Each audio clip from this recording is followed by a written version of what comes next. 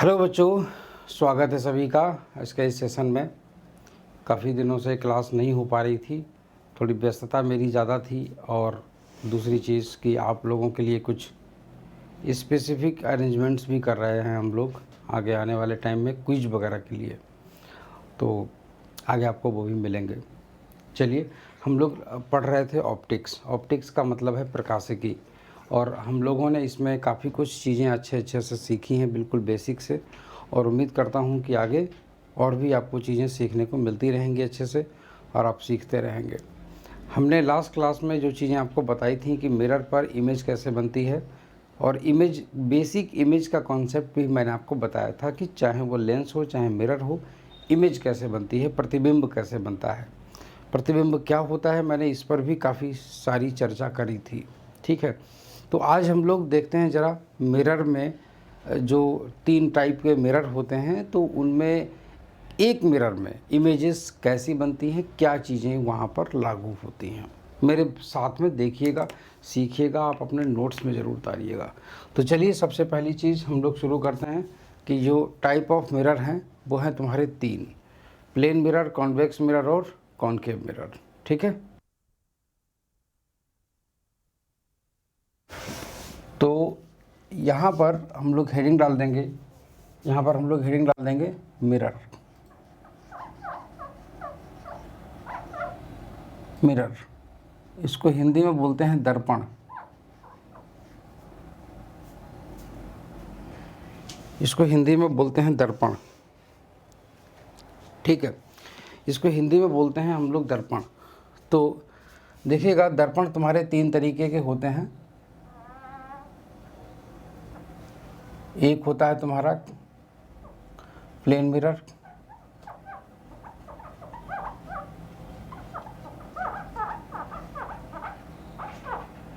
Plane mirror, और दूसरा होता है तुम्हारा कॉन्वेक्स मिरर।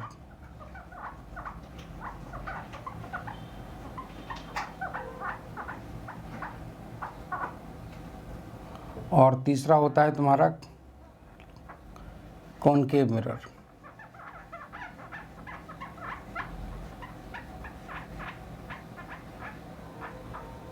कॉनकेव मिरर, ये 3 टाइप के तुम्हारे मिरर होते हैं, ठीक है। आप लोग इनके बारे में पढ़ते भी होंगे, पहले भी आपने देखा होगा, जाना होगा, ठीक है। समतल दर्पण बोलते हैं हम लोग इसको हिंदी में, समतल दर्पण।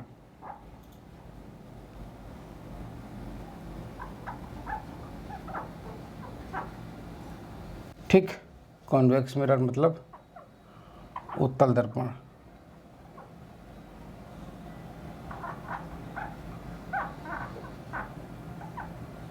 और ये अवतल दर्पण।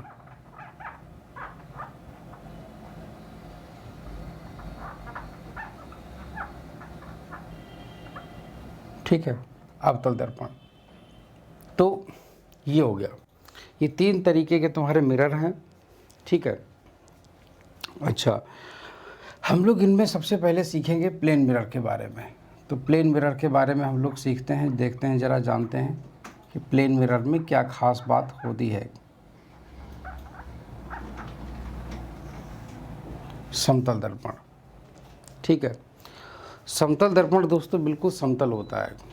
बिल्कुल समतल का मतलब ये हो गया कि उसका जो प्लेन होता है, तल होता है, वो बिल्कुल एकदम प्लेन होता है, सीधी रेखा की तरह। जैसे कुछ इस तरीके से आप ध्यान से देखिएगा, ऐसा होता है बिल्कुल समतल दर्पण। हम लोग जिस पे चेहरे पे सुबह उठ करके अपना चेहरा देखते हैं, तो सुबह उठ करके जो हम लोग चेहरा देखते हैं, तो जिस शीशे पे देखते हैं उसी को हम लोग बोलते हैं क्या, उसी को हम लोग बोलते हैं प्लेन मिरर। उसी को हम लोग बोलते हैं प्लेन मिरर, ठीक है। तो चलिए, ये चीज़ हो गई। अच्छा, दूसरी चीज़ क्या है? दूसरी चीज़ देखिएगा कि मान लीजिए कि प्लेन मिरर की जब बात करते हैं, तो प्लेन मिरर के सामने एक तरफ एक वस्तु रख दी जाए, प्लेन मिरर के सामने एक बिंदु पर एक वस्तु रख दी जाए, ठीक है। जैसे कि मान लीजिए यहाँ पर, हाँ, मान लीजिए कि अगर हम आपसे ये कह दें कि यहाँ पर ऐसे करके, यहाँ पर ऐसे करके एक आदमी खड़ा कर दें, ऐसे करके, ठीक, ऐसे करके, ठीक है। और इस तरीके से ऐसे करके, यूं करके, इस तरीके से ये आदमी यहाँ पर खड़ा हो गया। एक्चुअल में क्या है कि ये तुम्हारा ऑब्जेक्ट है, ये तुम्हारा ऑब्जेक्ट है और ये तुम्हारा इमेज है, ठीक है ना। ये तुम्हारी वस्तु है और वो तुम्हारा प्रतिबिंब है,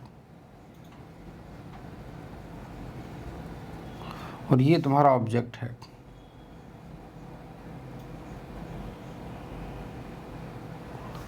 ये तुम्हारा ऑब्जेक्ट है और वो तुम्हारी इमेज है, ठीक है। तो समझिएगा, समतल दर्पण जो होता है, प्लेन मिरर, इसकी जो रेडियस ऑफ कर्वेचर होती है, इसकी जो रेडियस ऑफ कर्वेचर होती है, वक्रता त्रिज्या,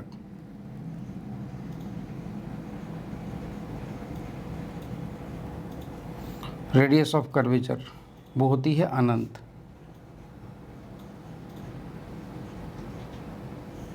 इसको बोलते हैं वक्रता त्रिज्या, ठीक है। वक्रता त्रिज्या के बारे में शायद मैं आपको पहले ही बता चुका हूँ, और अगर नहीं बताया है तो मैं बता दूंगा, ठीक है। रेडियस ऑफ कर्वेचर इसकी होती है इनफाइनाइट। दूसरी चीज़, अगर हम लोग दूसरा बिंदु देखें तो जितनी दूरी पर यहाँ पर ये वस्तु है, मतलब ये इंसान है, शीशे से जितनी दूरी पर यहाँ पर ये इंसान है, उतनी ही दूरी पर यहाँ पर ये प्रतिबिंब है। तो हम लोग यहाँ पर कुछ इस तरीके से लिखेंगे, object distance equals to image distance.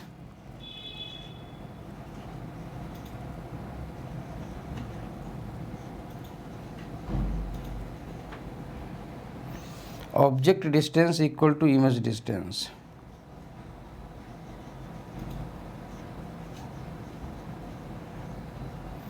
वस्तु की दूरी बराबर प्रतिबिंब की दूरी।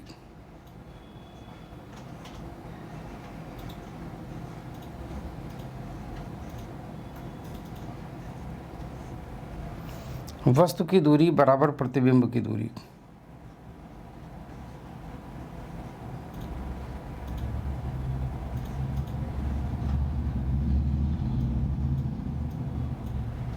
प्रतिबिंब की दूरी।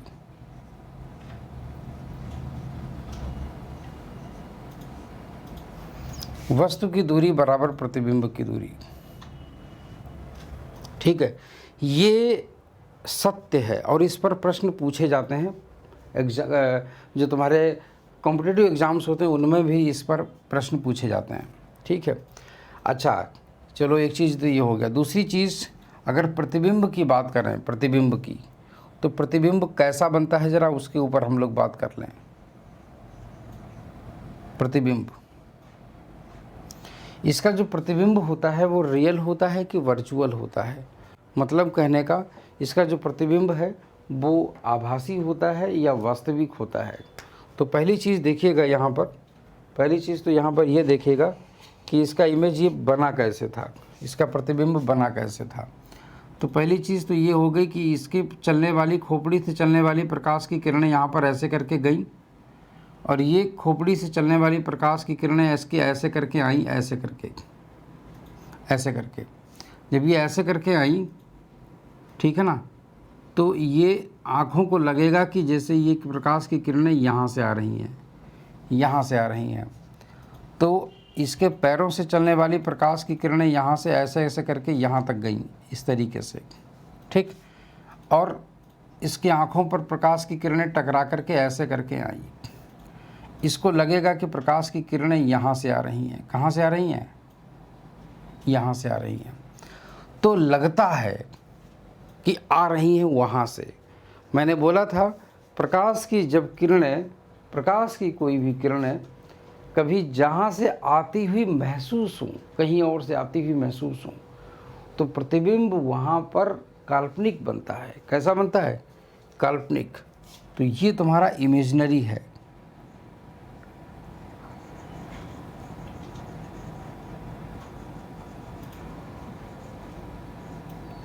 ये तुम्हारा प्रतिबिंब इमेजनरी है, काल्पनिक है, ठीक है ना। हाँ, तो ये तुम्हारा काल्पनिक प्रतिबिंब है। मैं इसको यहाँ पर मिटा दे रहा हूँ, मोटे से लिखे दे रहा हूँ मैं। तो ये जो तुम्हारा इमेज है ये तुम्हारा इमेजनरी है,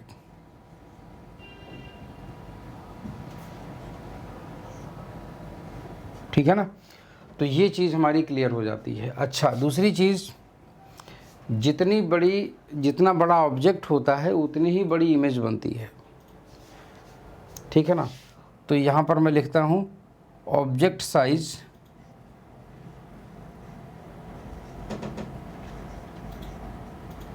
इक्वल टू इमेज साइज।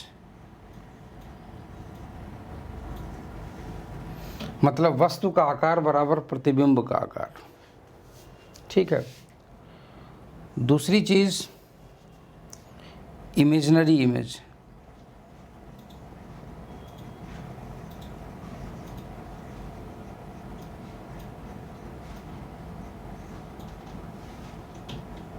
या वर्चुअल लिख दीजिए, इसको ज़्यादा अच्छा है। वर्चुअल लिख देंगे, आभासी तो ज़्यादा अच्छा है।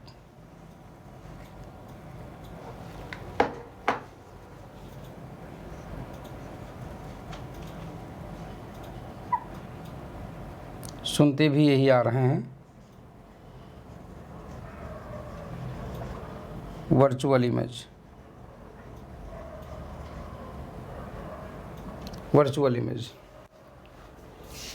आभासी प्रतिबिंब, आभासी प्रतिबिंब, ठीक है ना, आभासी प्रतिबिंब। दूसरी चीज़, अगर कोई आदमी शीशे के सामने ऐसे करके खड़ा होता है, मेरे लेफ्ट हैंड में ये बंधी हुई है घड़ी, है ना, मगर जब शीशे में जो हमारा इमेज बनेगा तो शीशे में इमेज ऐसे बनेगा, तो उस समय हमारे इस हाथ में घड़ी बंधी हुई महसूस होगी, मतलब दाहिनी साइड वाले में, राइट हैंड साइड वाले में। तो हॉरिजॉन्टली, क्षैतिज रूप से इमेज उल्टी हो जाती है। तो हम लोग लिखेंगे हॉरिजॉन्टली उल्टा प्रतिबिंब।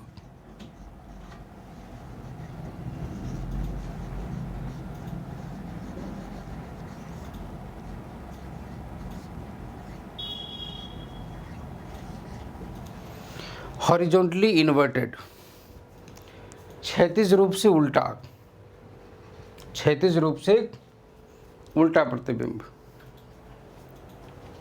क्षैतिज रूप से उल्टा प्रतिबिंब, ठीक है। मगर वर्टिकली कैसा होगा?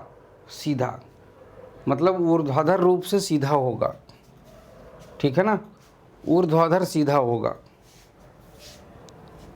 तो जरा सोचिए, ऊर्ध्वाधर सीधा होगा, तो यहाँ पर हम लोग लिखेंगे वर्टिकली इरेक्ट,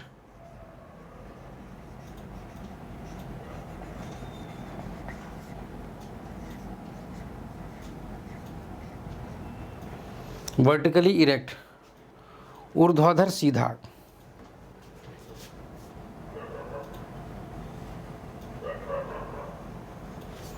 ऊर्ध्वाधर सीधा,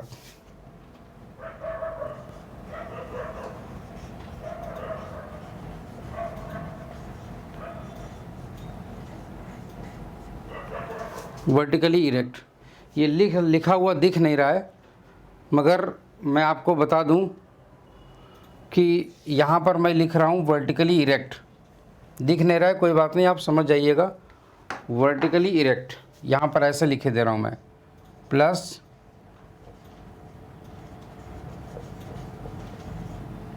vertically erect,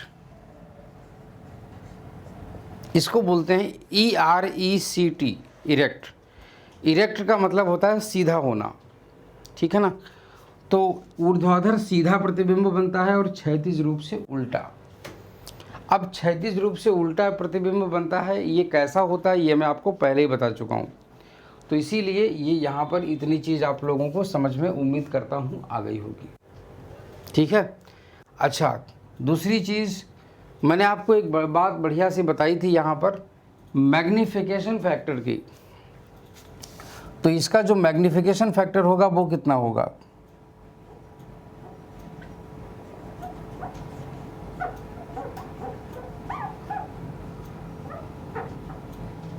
magnification factor, magnification factor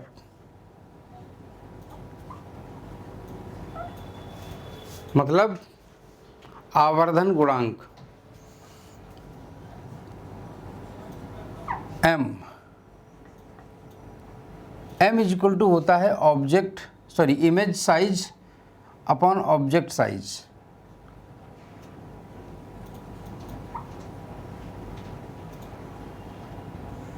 upon object size.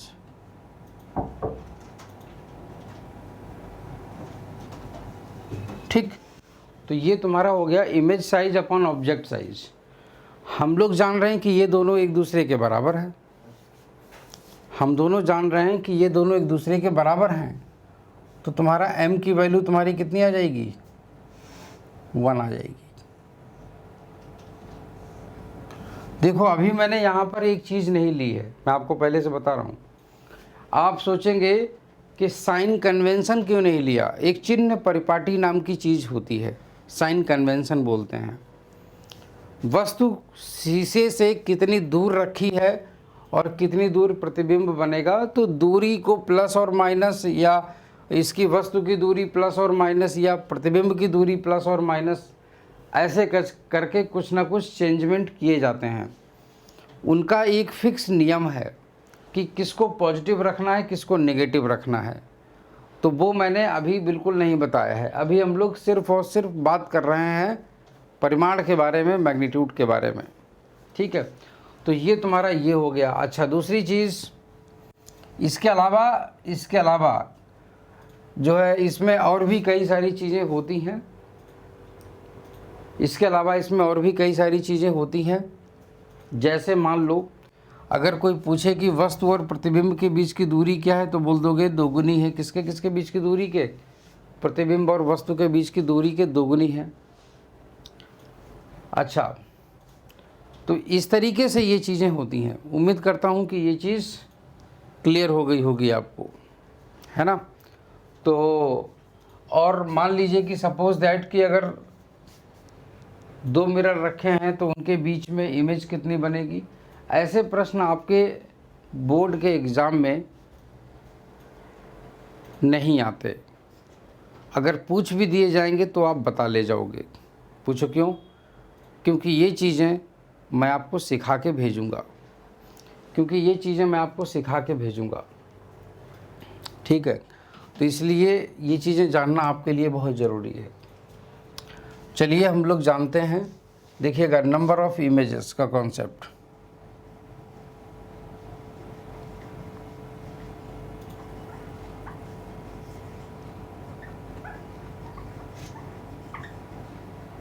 प्रतिबिंबों की संख्या।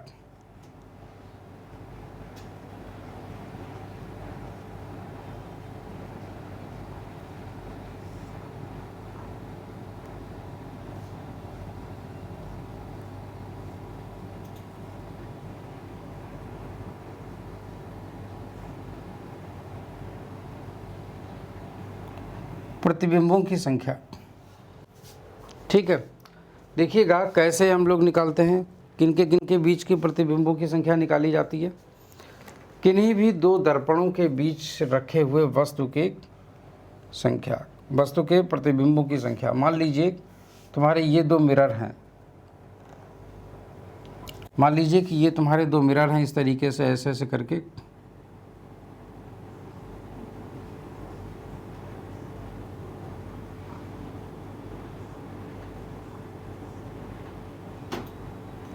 और मान लीजिए कि यहाँ पर कोई वस्तु रखी हुई है, ठीक है, और इनके बीच का जो एंगल है वो है तुम्हारा थीटा। तो सबसे पहले चेक करिए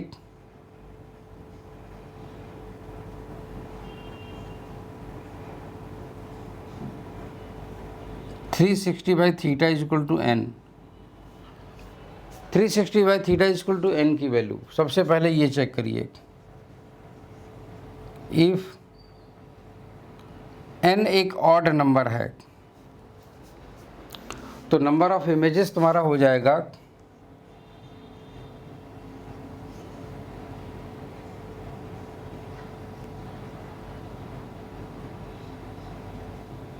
तो नंबर ऑफ़ इमेजेस हो जाएगा n। ठीक है, याद रखिएगा, मतलब ऑड नंबर ऑफ, अगर ऑड वैल्यू आएगी ना तो तुम्हारा यही हो जाएगा डायरेक्ट।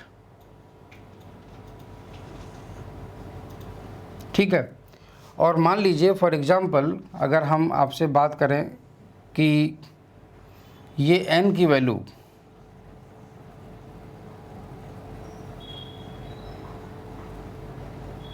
अगर n की वैल्यू इवन आ जाती तो नंबर ऑफ इमेजेस की जो संख्या हो जाती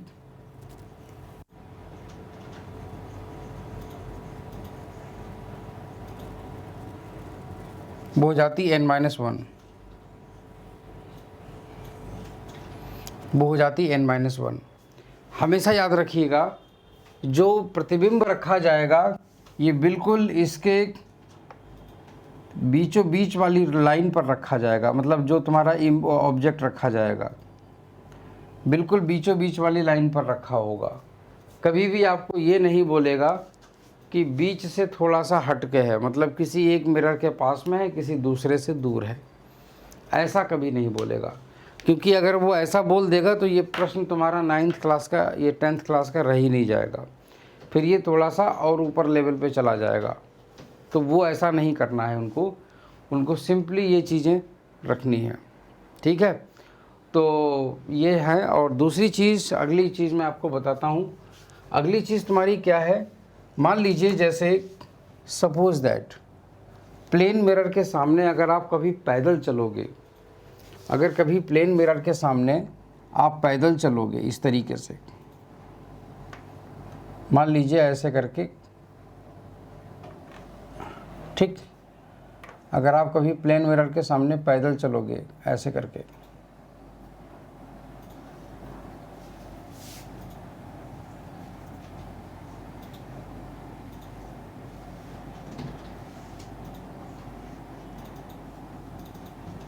ठीक, तो ये तो तुम्हारा प्लेन मिरर हो गया। अगर ये v वेलोसिटी से जा रहा होगा आदमी, तो इसका प्रतिबिंब भी किस वेलोसिटी से आ रहा होगा, v से आ रहा होगा, हाँ है ना। इसका मतलब ये है कि इस आदमी को अपना ही प्रतिबिंब,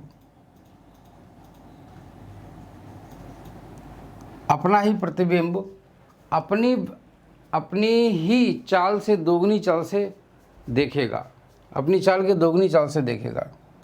यहाँ पर लिखते हैं, if a man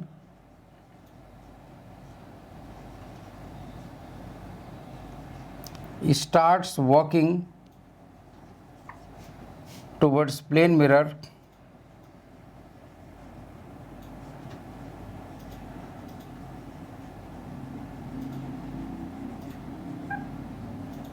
with velocity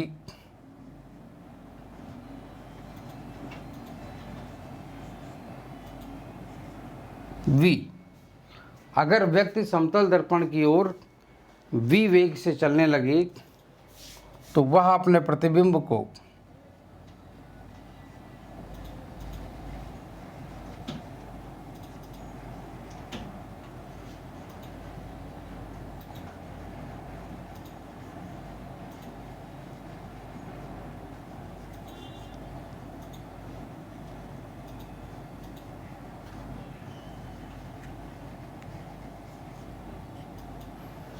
वह अपने प्रतिबिंब को 2v वेग से आते हुए देखेगा, तो वह अपने प्रतिबिंब को 2v वेग से आते हुए देखेगा। ठीक है ना। इसका मतलब यह है कि व्यक्ति को अपनी ही प्रतिबिंब की चाल अपनी चाल से दोगुनी दिखाई देगी। क्लियर। मैं आपको ज़रा दिखा देता हूँ, साइड में थोड़ा कटा हुआ महसूस कर रहे हैं आप लोग यहाँ पर, तो देखिएगा, पूरी लैंग्वेज नोट कर लीजिए आप लोग। अब मेरे ख्याल से आप पूरा देख पा रहे हैं बोर्ड पर। ठीक है, तो ये चीज़ आप पूरी नोट कर लीजिएगा। उम्मीद करता हूँ, मैं रुका हुआ हूँ, आप लोग नोट कर लेते हैं। और इस तरीके से यहाँ पर जो प्लेन मिरर की कहानी है वो तुम्हारी ख़त्म हो जाती है। समतल दर्पण की तुम्हारी जो सबसे इम्पोर्टेंट कहानियाँ हैं वो तुम्हारी ये दो हैं, ये तुम्हारी दोनों कहानियाँ यहाँ पर ख़त्म हो जाती हैं। ठीक है। अच्छा, तो समतल दर्पण का जो सबसे लास्ट कहानी बचती है वो है समतल दर्पण का यूज क्या है, इसका एप्लीकेशन क्या है। तो भाई इसके एप्लीकेशन ही एप्लीकेशन है। कैसे? हम लोग जो है चेहरा देखने के लिए काम में लाते हैं, सजावट की वस्तुएं बनती हैं उनमें काम में लाते हैं, तमाम जगहों पर काम में लाते हैं प्लेन मिरर, है ना, समतल दर्पण। तो चलिए फिर इस वीडियो में हम लोग अभी इतना ही रखेंगे। Thank you so much.